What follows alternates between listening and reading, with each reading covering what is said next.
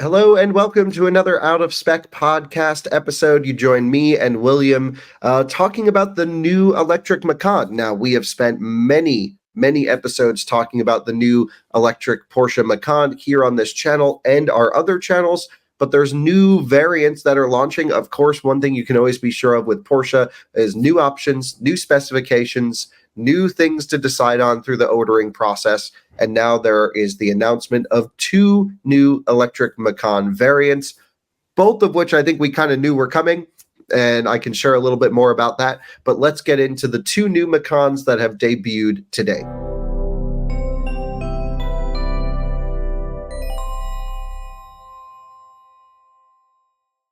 This episode is made possible by the support we get from Fort Collins Kia. If you are in the market for any electric Kia, not only do they never add market adjustments, they will deliver your car to you anywhere in the 48 contiguous states for out-of-spec viewers.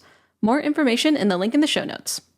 William, we have news of the new electric Macan variants. Up until this point, there were only two that had been officially announced, and it was the Macan 4 and the Macan Turbo. I've had the chance to drive both, and I've made full review videos on out-of-spec reviews of both of those vehicles. However, with Porsche, there's always going to be more. And I remember when I went to the initial technical presentation day for the Macan, I started one up, and it said Macan 4S. And I'm like, well, of course there's going to be a 4S, but it was not communicated. It was also hinted that there would be a single motor variant, a rear drive version, because even the Taycan, which is the top spec electric Porsche at the moment, has a rear drive option. So now that has also come to fruition. We have now the new Macan lineup is the Macan. Porsche doesn't specifically call them Macan EV or Macan Electric, but you just have Macan rear wheel drive. You have Macan, let's think of that, 4, 4S, and Turbo. So there are 4 variants on offer. And I think there's room for more. I think there's room for a GTS, which would be a enthusiast spec, but not quite crazy top money.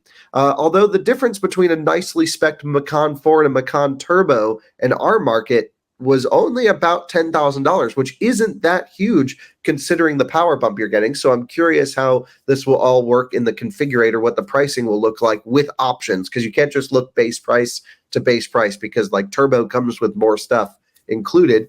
And then on the other hand, I think there's room for a really spicy Macan Turbo GT, something really hardcore. But William, could you walk us through what these new variants are, some specifications on them?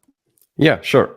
So the new Macan 4S sits in the middle of the Macan 4 and the Macan Turbo. So it has 442 horsepower, 509 with the boost feature that we also see in the Turbo, right? Feature comes on, I think, all of them, but yeah, I think it might do, yeah. I don't personally like the idea of a boost. I have it in the there's different methods. Like Porsche has different strategies on what boost should be. In certain cars, you need to use launch control in order to get full power. In other ones, you need to pull the paddle, like the Turbo GT Visoc that I'm driving this week. You have to pull the right paddle. It gives you an additional 120 kilowatts. But my personal opinion, which we could do a whole podcast episode on this, is when I floor it, that means one thing. Give me every possible bit of power that you have. And then if you get hot, then just derate after that. Don't make me have a boost. That's my opinion. I totally agree. Yeah. Okay. Interesting. Yeah. Everyone I've kind of told this to is like, yeah, why are people doing these boosts? And I get it from a technical perspective. They're trying to save the wear and tear on the inverters and everything, but then just build the car to sustain wide open power all the time. Yes. I totally agree. The power should be available if I press the accelerator. And let me do whatever I want with the vehicle. Yes, so the Macan 4S also has the electronically controlled Porsche traction management system. I think that's on all all-wheel drive electric cars from Porsche, if I'm not mistaken. And it also has the Porsche Active suspension management as standard. And The press release also says that it has a new rear axle motor with a powerful 600 amp silicon carbide pulse inverter. Is this the same motor that's in the turbo, or what's going on here? We should go and look at the original release for the turbo, if you could pull that up, because certainly the amperage of that motor probably is different, and the rear motor in the turbo has like a completely different mounting, where it's like solid mounts to the rear subframe, and it's flipped 180 degrees.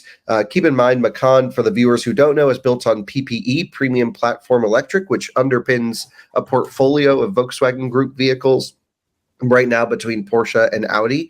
And the Macan Turbo is the top variant that's been announced on PPE.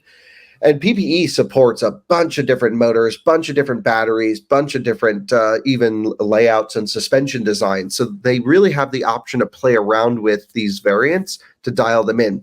I'm curious if the Macan 4S is going to be similar to the e-tron S or the Q6S, SQ6 e-tron. I always forget in which order it goes. So as we pull up the Macan Turbo specifications, we can take a look. I'm fairly certain, William, that this would be a new motor, because the Macan Turbo has a different rear drive mounting situation where it's solid mounted.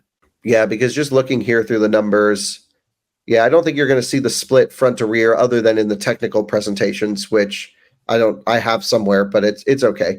They don't typically go motor to motor, but yeah. So in my impression, what do you think about this new motor? Silicon carbide seems great. What's weird is in Taycan, silicon carbide only happens when you get Turbo GT. Even Turbo S is silicon IGBT. Okay, so it's interesting that they put this in the new Macan 4S for sure. And I'm curious what the real difference in the real world driving is over the turbo, especially when it comes to efficiency and stuff like that. Yeah, but is the turbo silicon carbide? I think it is. So I think Macan. Go ahead. Yeah, I think it has to be silicon carbide. It's a higher trim.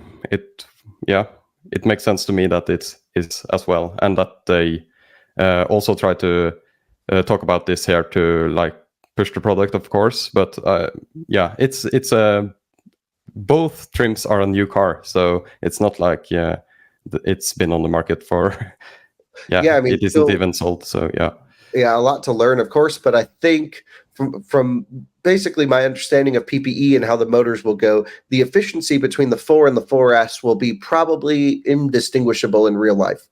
Probably just that little tiny larger motor, a little bit juicier inverter, but the inverter can still run efficiently at minimal throttle, which is why you go silicon carbide for that partial throttle efficiency. And my impression is, okay, 4S probably is the sweet spot. I think the 4 felt a bit slow. I mean, the thing for me was, by the time you spec one up the way you want it was only $10,000-$12,000 more for the equivalent turbo. We're already talking on a $90,000, $95,000, $100,000 car. So we're talking 10% increase for a significant power increase going to the turbo.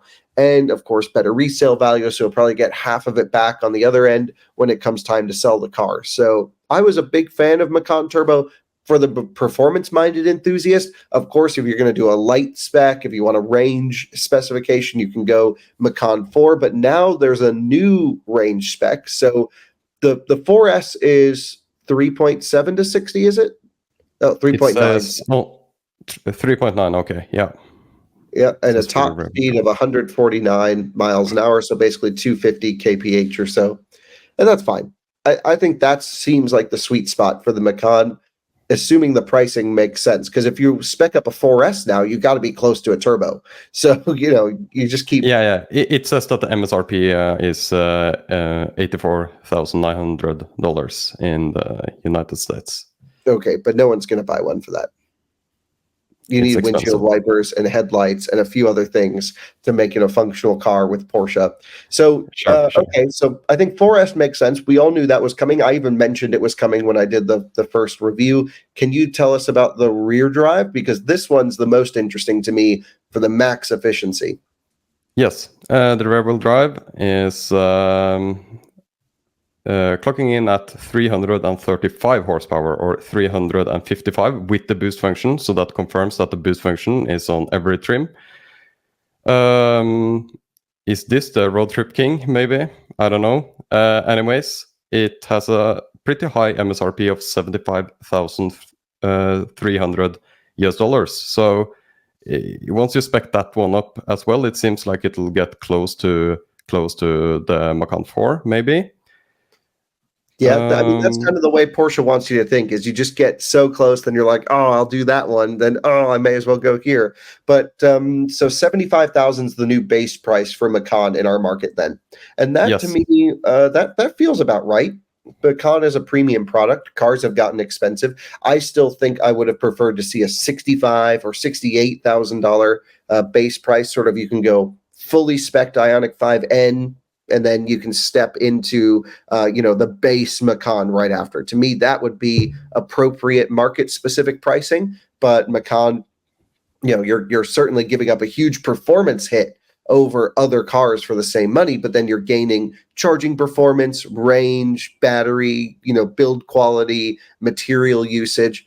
But with Porsche, you really do need some options. I mean, I don't necessarily recommend getting them completely stripped down. I think, I always go heavy on the options, but I've been playing around on the configurator recently, and it's like, okay, just put on the stuff you need and nothing you don't.